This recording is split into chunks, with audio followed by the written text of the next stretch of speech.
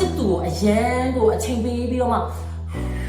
ဖူးမုတ်ထားသူနဲ့မှ24နာရီသူနဲ့ပဲတွားပြီးတော့မှအချိန်ပေးနေတယ်သူတစ်ဖြစ်ပေါ့နော်ကိုယ်ပြန်မကောင်းမဲ့သူတွေကိုကတွားပြီးရှေ့တန်းတင်တာဖြစ်တဲ့အတွက်ကိုယ့်အချိန်နဲ့အလကားနေနဲ့ကုန်သွားတယ်ပြီးရင်ကိုကတဖြည်းဖြည်းနဲ့ကို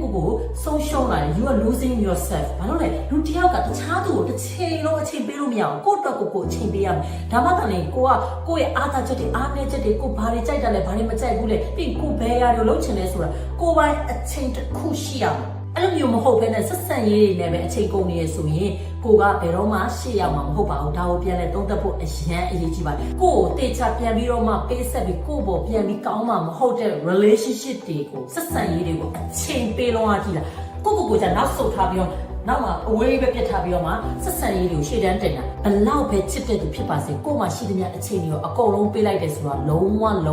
မဖြစ်သင့်ပါဘူးအမျိုးသမီးတွေကိုယုံကြည်မှုရှိဖို့စိတ်သက်ခိုင်မာရဲရင်မို့ self leadership skill ကောင်းဖို့မဖြိုးရဲ့ smart lady online တင်နန်းမှာတင်ပေးနေပါတယ်တင်နန်းကြောင်းစိတ်ဝင်စားရဲဆိုရင်မဖြိုးရဲ့ Facebook page မှာလာရောက်ဆောင်ရွက်နိုင်ပါတယ်